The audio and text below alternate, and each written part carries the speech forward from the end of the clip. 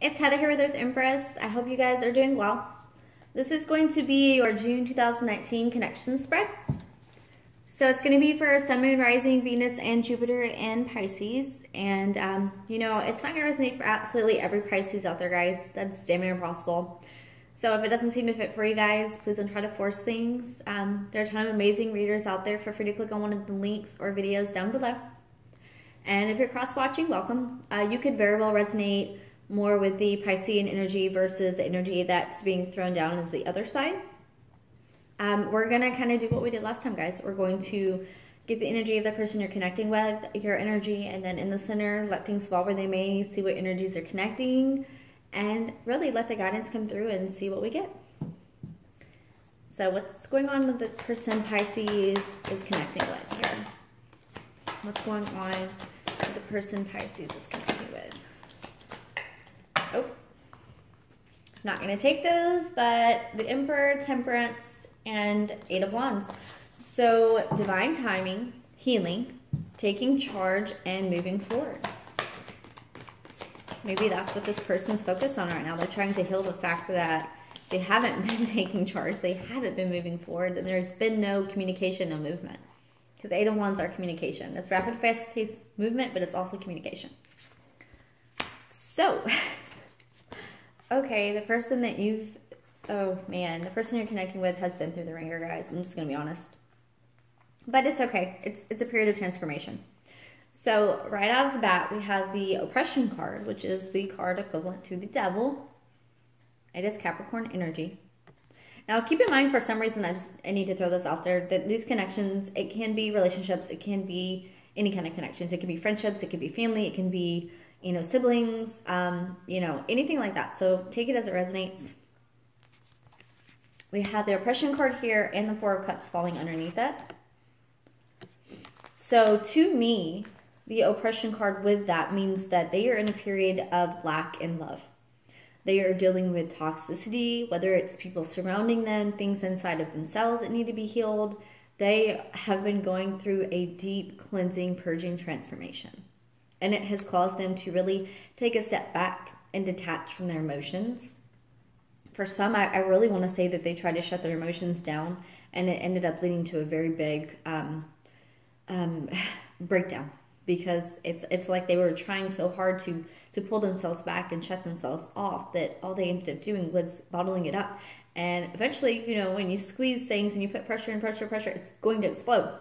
That's just the way things work with emotions, with energies, with people, anything like that. So this person has definitely been dealing with a lot of toxic traits. It doesn't always have to be addictions. It can be, I mean, it can be drugs, alcohol, but it's also, it can be jealousy, it can be resentment, it can be attachment issues, it can be abandonment issues. I mean, there are so many things it could be, but it is deeply emotional to them. Whatever it is that's been triggered inside of them, it's something that has been brewing for a while. It's something very, very deep that they might not even realize that they carried forward with them. We have the Queen of Wands here under this Four of Cups. So after this period of detachment, there comes this phase, it almost feels like a new beginning, a change in them that really shifts their whole being into this energy of wanting clarity, or of reaching a point of clarity and standing in power when it comes to who they are. It's like they finally reached this point of clarity and power and self-esteem and self-love within them, that they can stand firmly in their truth with their clarity and know what's for them, know what's not for them, what serves their soul, what didn't serve their soul, what energies they needed to leave behind, what traits they needed to leave behind, and what they're embracing moving forward. And I'm sorry, guys. I do this every time I really, like, when I'm channeling hard, you're going to see me, because it builds up, and I'm sorry. Queen of Wands, it's Aries, Leo, Sagittarius energy, but it's someone that is very aware of their worth, very aware, very charismatic, very enigmatic. They just draw you in like a magnet. They don't have to force things. They don't push themselves on people. People are just drawn to them and their energy because they're so vibrant and alive, and they make you love life just being around their energy. You know, and it's gender fluid, queen, king. I mean, they're all gender fluid cards, guys. What it embodies is the essence. And the big difference between the Queen and the King for me is the King of Wands is a bit more proactive, whereas the Queen is a bit more standoff and reactive. She lets things come to her, whereas the King goes out and makes it happen. The Queen of Wands is still the same charismatic, passionate, very bright and intense person, but it comes to her. So they are in a period of allowing things to flow towards them and just drawing things to them like a magnet, because they finally figured out what needed to be healed, where they were off, I guess, where they were unaligned, where they were toxic, where they were having issues, or the toxicity they were surrounding themselves in that made them feel so alone, made them feel so depressed, made them feel like they were missing out on living their life to its fullest, on living with their highest form of being, their soul. They weren't living from soul before, they were living from ego. And that's a hard wake-up call sometimes, because not everyone lives in light, guys. It is a very eye-opening experience. But when you do that and you take that and you grow into this Wands energy where you are firing, you are lit up, that is because you have done the work, you're putting in the work, and you're drawing things to you like a magnet, almost like manifesting, because you finally see, you get it. Your eyes have been open, the blinders are off, and you finally get it. Ace of Swords coming into some clarity, whether it's insights from universe, whether it's literally finding things out about a situation, or people coming towards them with some clarity, some truth about, this situation. Take it as it resonates, guys. There's something coming in that brings a divine truth to them. We have what's going on for Pisces. This King of Swords has been popping up everywhere. I'm going to do one more shuffle, and I've shuffled these cards about 7 times. I kid you not, he's popped up in probably every reading or every other reading. So everyone right now is in a period of their personal truth, standing in their power, figuring out what serves them and what doesn't. I'm just going to be honest. And that's the thing right now. I mean, that's with all of the energy going on with the planets that we have that are hitting in retrogrades and Chiron and North Node and so many astrological factors I could go into. But what it boils down to is that we're no longer living from 3D level. We are moving on and going deep. And because we're going deep, we're cutting out shit that does not serve our souls anymore. That's just the mission we're on. That's the shift that's going on right now with the whole collective. But with you guys especially, Pisces, you guys have been getting in tune. Yeah, transformation. 9 of Cups, transformation. 10 of Swords. King of Swords, 9 of Swords. You guys have been mentally just going through it. It's like, and what's really not funny, but ironic is that the 9 of Swords, I'm drawn to this one right now. It's just like, because it's self-imposed imprisonment. It's self-imposed anxiety, worry, frustrations. But you notice how she has that wand. That sword. She has that sword right there. She's like, she's ready to cut the bullshit. She's ready to release it. And then you have the 10 of Swords, so you release it. That cycle ends. The anxiety, being just overridden. It feels like you guys have been wiped, just worn, tattered, with energies around you, with people around you, with words, and communication that has probably been harsh, and things coming in, flying your way that you're like, are you kidding me right now? This is what you think? This is what you want to say? Like, no, you need to take that somewhere else. You're standing in power. Because in both of these, you had the sword. I feel like you had the sword of clarity for this person, if that makes sense, if that resonates. You have the ability to bring some truth to them. You have the ability to shine that light, that clarity they need. It's like the more they focus on you, the more they see it, the more they see their truth. They see their personal truth. They see what they want. They see what they need in this life. But Nine of Swords, King of Swords. You're both holding, you're holding on to that sword. You have the power of clarity right now. You know that this is not a state you want to be in, which is why 10 of Swords happens. You could come into a point of power in a situation of needing to speak some clarity and truth, and it kind of throws you into a, should I say this, because you're afraid of stepping on toes, of hurting feelings, of cutting. But as long as you do it from a place of discernment and love, speaking your truth needs to be said, regardless. If you are speaking from love, that truth is not going to be abused. That truth is not going to bring about, it may bring clarity. It may bring a little bit of pain to someone. But if it's coming from a place of love, That's 100% different than malice, guys. That is 100%. You can speak your truth. You can hold your boundaries. You can stand up for yourself and still do it with love. But you still need to hold on to that. You need to speak your truth. And that's what this feels like a lot. You need to release stuff, speak your truth. Knight of Cups, transformation. So something is either coming towards you, or you're really battling right now over love and self-love and giving love. You're at a period where you're transforming because of it. Whether it's a connection with someone else, you know, or it's you finally giving love to yourself that you needed to give for quite a while.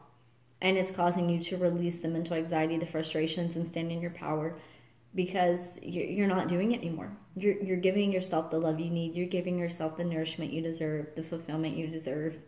You're bringing it on.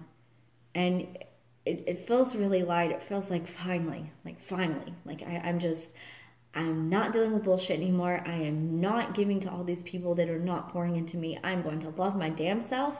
And I'm going to only surround myself with people that are going to pour into my soul, that are going to love me back. That's phenomenal. That's what you should do all the time. Any relationships. Again, this might not be a relationship as far as love. This might be a friendship where you were taken advantage of and you were pushed to a brink and you were mentally dealing with someone else's stuff and trying to figure situations out and handle situations and handle energies and play peacemaker and blah, blah, blah, blah. No. You have the ability to discerningly say, I love you, but you will not walk all over me. This is coming from a place of love. You need to get your shit together. And this person, I just say that because this person with the oppression and 4 cups, it's like they had a wake-up call about some kind of toxicity that they need to deal with. And it feels like it's internal. It's not related to you. It's related to them. And either the environments they're in, what they're surrounding themselves with, the addictions they have, the toxicity they have within themselves, it's something that needs to be dealt with so they can stand in their power. Be more compassionate. Be more enigmatic. And bring some truth, bring some like divine clarity.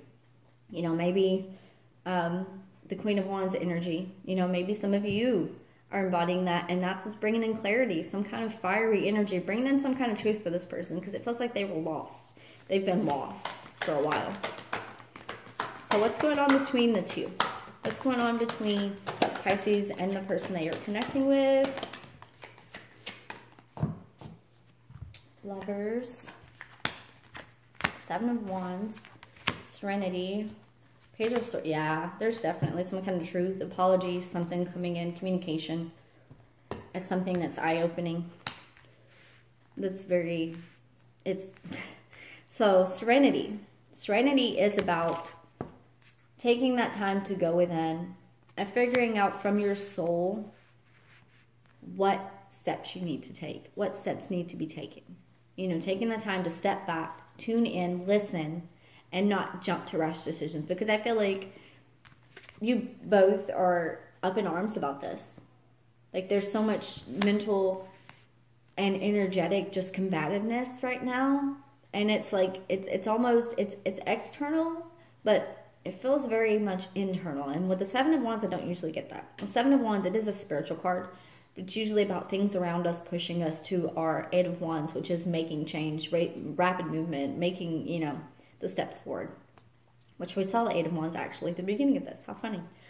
But with this card right now, I'm feeling like this is very internally struggling. Like you've been battling with each other, but it feels almost spiritual. Like you're spiritually battling right now, back and forth. And the Lovers, it is a card of a deep soul tie. It's a connection with someone that is hard to explain, hard to put into words, something that's very deep. You know, the yin and yang, something that is very soul tied. And for the two of you, this is a mutual energy between you. So this is a soul tie, someone that is tied to your soul. Page of Swords, you're both wanting some kind of communication, some kind of truth coming in, some kind of clarity. Again, you're wielding the swords. They needed the sword. They have the 8 of Swords. Maybe they're going to bring you clarity. Maybe they're going to come with an apology, or vice versa. But the need for it to come in is here. Wanting to have this communication, wanting this difference, wanting this change. And the Lovers here, it is the card of the, you know, the Lovers. But it was also the choice. Making a choice from your soul. What's best for your soul? What do you need to do for your heart and your soul right now? Both of you are making decisions based off of what you feel like you need in order to move forward. And it is a very combative energy. Maybe Seven of Wands. Maybe both of you right now need something different, and you're trying to figure that out because, you know, they're coming from a place right now of lack, of ego, of needing to heal and needing to deal with things. And you're coming from a place of enlightenment, transformation, and leaving shit behind, and you're not doing it anymore. So maybe some balancing.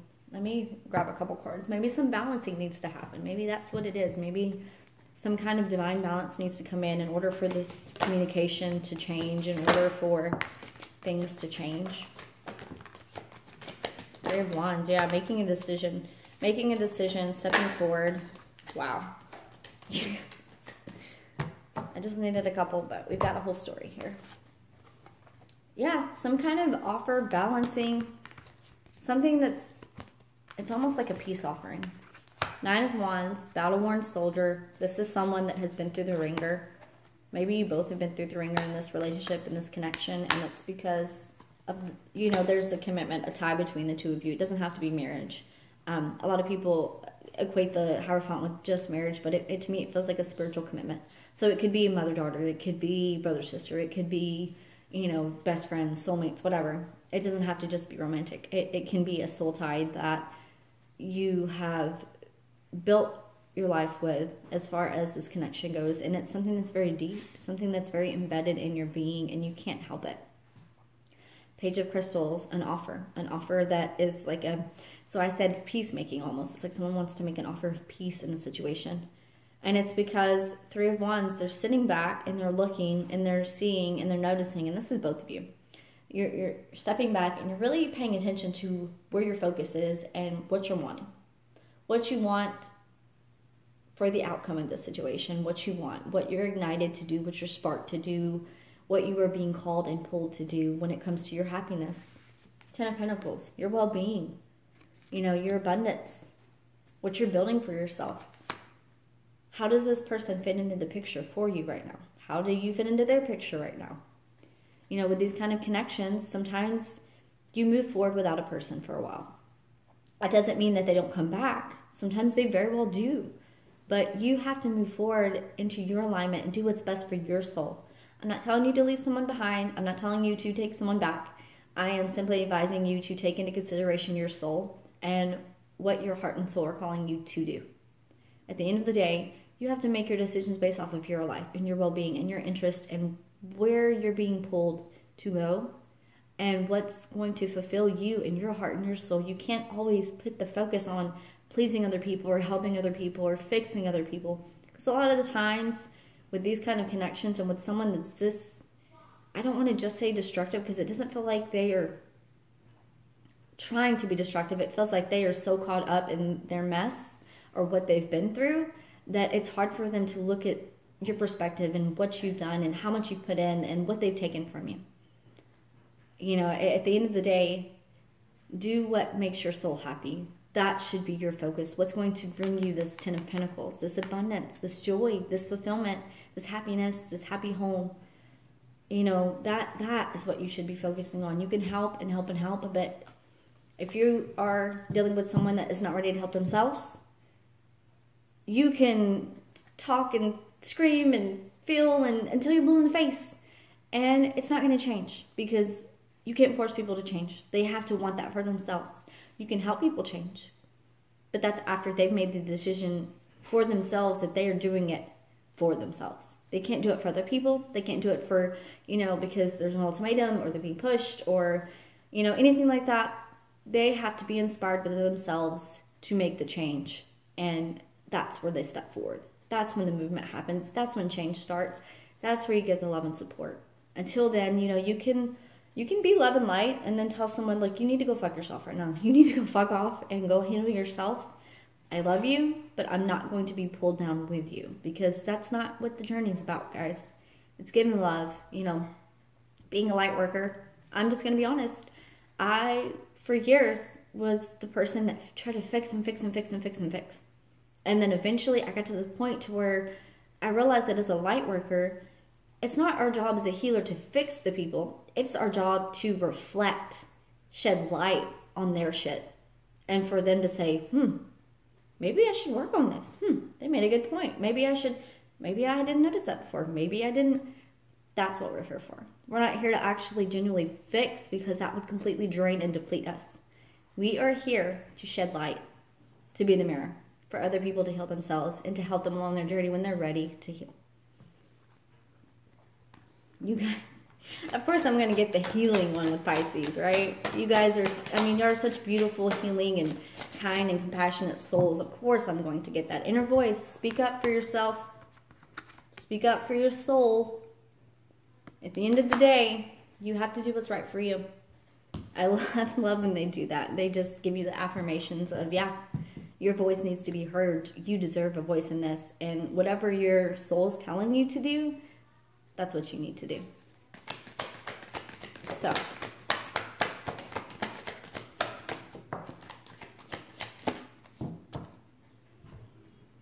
my happiness is a direct reflection of my level of faith in the universe. So sometimes, guys, and I feel like I've been preaching, and I'm very sorry because I'm not. I'm just very passionate because I love Piscean energy. And you guys are such givers that sometimes you have to just give it. Give it to God, give it to the universe, give it to spirit, whoever you believe in. Give it to them and say, okay, I've done all I can do here. I can't give any more. So I'm giving it to you. If it's going to work out, if things are going to change, give it to them. Put your hands up, give it, and let it be what it is for now. You never know. Really, you never know.